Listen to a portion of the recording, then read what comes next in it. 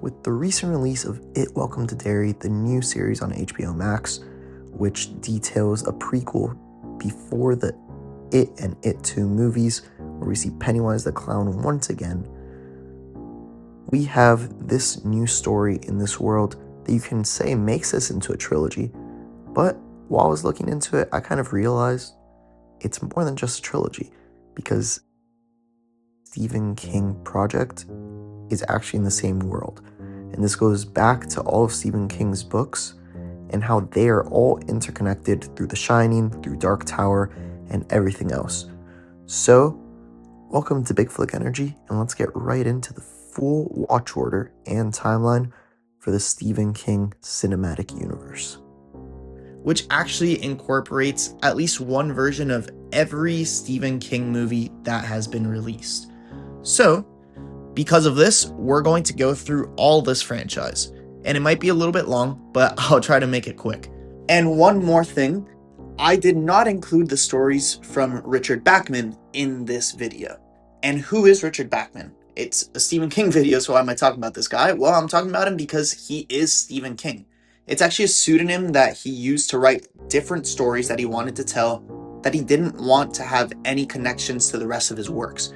So because of that, the works that he wrote under that pseudonym I'm not including in this video, which include movies like The Long Walk and the very recently released The Running Man. So these movies are not going to be in this list, even though Stephen King wrote them, simply because he didn't want them to be associated with the rest of his works. Nonetheless, let's get into this world. And this starts with Chapelwaite in 1850s, where Captain Charles Boone moves his family to Maine, where they uncover a family curse tied to vampires and an ancient evil in Jerusalem's Lot, which we will get into eventually with Salem's Lot, but we're not there yet because we have the next film, 1922, where farmer Wilfred murders his wife with his son's help for land inheritance, but guilt and supernatural rats haunt them to ruin. After we have The Green Mile, where death row guard Paul Edgecombe encounters John Coffey, a prisoner with miraculous healing powers, and it implies Coffey's powers linked to King's larger cosmic forces of good and evil seen in The Shining and The Stand. After we have The Shawshank Redemption, where banker Andy Dufresne survives brutal prison life and escapes Shawshank after decades of corruption and abuse, and he shares the prison with The Green Mile and Dolores Claiborne, rooted in Castle Rock lore. After is Stand By Me, also set in Castle Rock, where four boys journey to find a dead body and confront the realities of life and death. And it ties directly into Needful Things that we'll get into eventually. But after, in the 1960s, we have Hearts in Atlantis, where young Bobby befriends psychic drifter Ted, who is hunted by sinister lowmen serving the Crimson King, which is directly tied to the Dark Tower multiverse. And now to discuss the project that actually triggered the creation of this video is It Welcome to Derry, the new prequel series, which, as I mentioned, prequel, so it takes place before the two It movies, where in 1962, a couple with their son move to Derry, Maine, just as a young boy disappears. With their arrival, very bad things begin to happen in the town, which all dwindle to none other than Pennywise the Clown, a character that we'll meet in two movies down the line. And obviously, since this series has not been concluded yet, we can't speak fully on this project yet.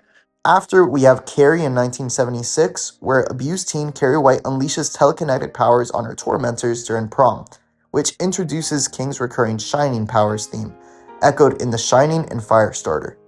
After, we have Silver Bullet in 1976, where a paraplegic boy suspects a werewolf is killing townsfolk and confronts the creature with his uncle. It's a standalone story, but set in a Maine town connected to King's larger horror geography, but really is meant to be that classic werewolf story in this world of Stephen King, where we don't really have a lot of those classic stories in his universe. He has a very unique take on horror, so it's interesting to see such a classic take here. Next, we have Salem's Lot, which we mentioned before, where writer Ben Mears returns to his hometown only to discover it's infested with vampires. Where central to King's vampire mythology, Jerusalem's Lot appears across King's works. And once again, similar to Silver Bullet, it goes into more of those classic monsters, vampires and werewolves as well.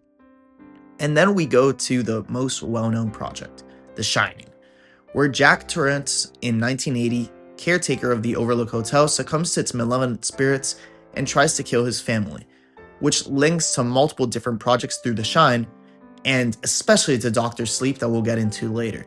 But after this, we have Cujo in 1983, where a rabid dog traps a mother and son in a car, terrorizing them, set in Castle Rock and part of King's shared small-town universe. Next, we have Christine in 1983, where a teenage boy buys a cursed car possessed by a murderous spirit. It's set in the same main horror geography, but after we have Firestarter in 1984, where a young girl with pyrokinetic powers is hunted by a government agency. It's another variation of The Shining, which is obviously going to be tied to The Shining gift that we've seen before. Then we have Cat's Eye in 1985, an anthology film following a stray cat connecting 3 supernatural stories, which contains adaptations of King's shorts, with Easter eggs tying to Christine and Cujo. But after this, we have the Tommyknockers in late 1980s, where a town discovers an alien spacecraft falling under its dangerous influence. It shares psychic power themes and cosmic horror tied to the Dark Tower franchise. And then we get to the Pet Sematary world, with Pet Sematary in 1989, where a grieving father resurrects his son in a cursed burial ground, unleashing horror. Recurring theme of cursed resurrection, which will eventually lead to the sequel that we'll get into down the line. But after this, we have the most recent popular franchise from Stephen King, which is It, Chapter 1, taking place in 1989, where children in Derry battle Pennywise, an ancient evil clown that awakens every 27 years. And Pennywise is an avatar of the Crimson King from the Dark Tower, and we will see him again, like I mentioned, 27 years down the line.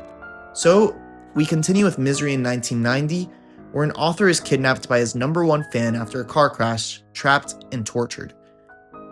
After, we have Dolores Claiborne in 1992, where a woman accused of murdering her employer reveals her abusive past, and shares a cyclic eclipse event with Gerald's game. Next is Sleepwalkers in 92, where shape-shifting mother and son energy vampires prey on a small town, which is a standalone story, but given they are energy vampires, it adds lore to the vampires of this world, not just from Salem's Lot, but also now energy vamps.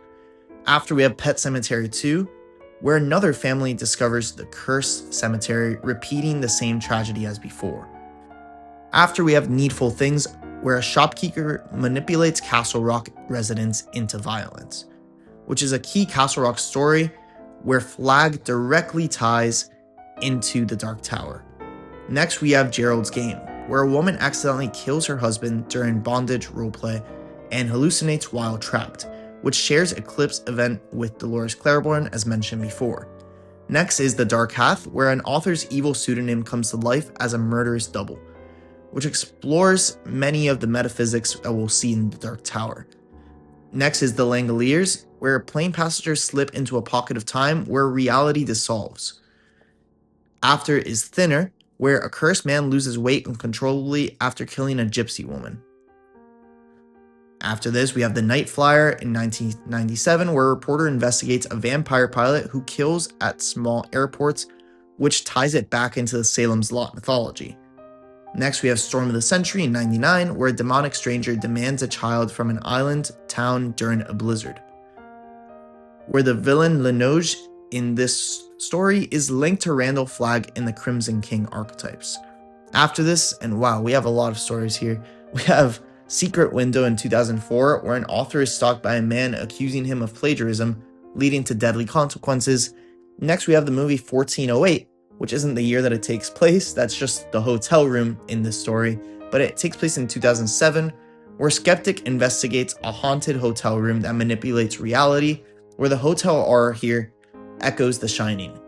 Following this, we have a horror story in a different way, which is a series known as Mr. Mercedes, which actually got 3 seasons and will eventually be tied into The Outsider in a way, and I'll mention that when we get there. But it shows a demented killer taunting a retired police detective with a series of lurid letters and emails, forcing the ex-cop to undertake a private and potentially felonious crusade to bring the killer to justice before he can strike again. Next, we have Dolan's Cadillac in 2009, where a man takes revenge on a gangster who killed his wife by burying him alive. And then we can go into Doctor Sleep, which we mentioned before as a direct sequel to The Shining, where adult Danny Torrance battles the True Knot, a cult that feeds on children with The Shining. Next, we have A Good Marriage in 2014, where a wife discovers her husband is a serial killer. Very basic, but it is set in Maine like a lot of these stories, so we have to include it here. Next, we have Big Driver, where a writer is raped and seeks revenge on her attacker. Also, a story that takes place in Castle Rock, so it has to be involved in this world. Even though these last two projects are a little more based in truth rather than mysticism. After we have It Chapter 2, where the losers return as adults to defeat Pennywise once and for all, which concludes It and has deeper ties to the Dark Tower cosmic evil. Next, we have The Outsider in 2020, where a detective investigates a shape-shifting creature framing people for murders, which brings back that trend of the shapeshifters from the earlier projects, and introduces Holly Gibney from the Mr. Mercedes trilogy. Next, we have Lizzie's Story in 2021, where a widow uncovers her late husband's hidden world of creativity and monsters, which explores alternate realities tied to the Dark Tower.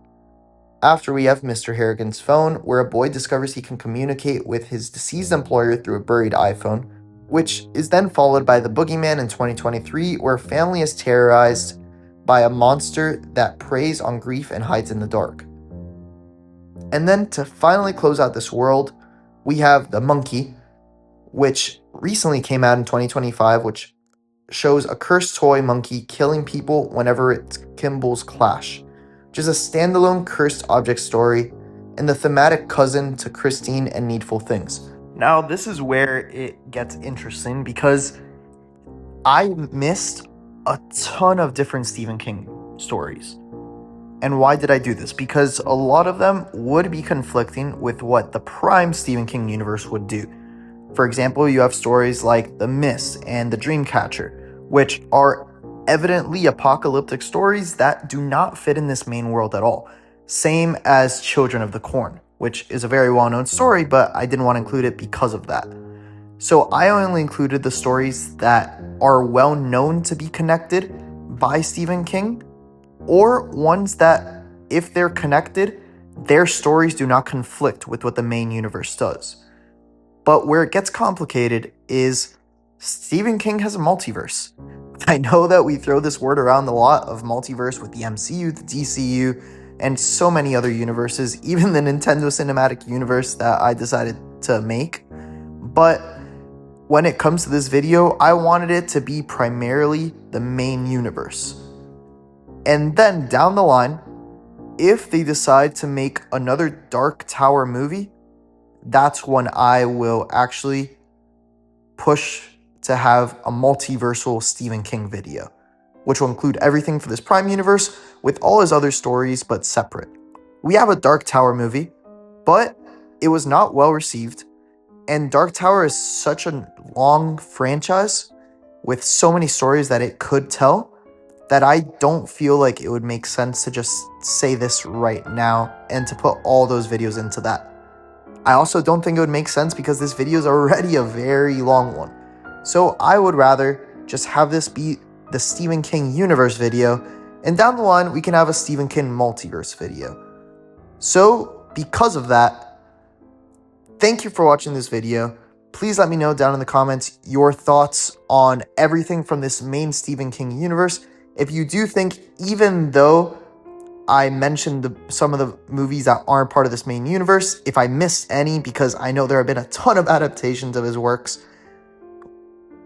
If you guys are excited for It Welcome to Derry, even though it's not part of this video, if you guys enjoyed The Running Man and anything else.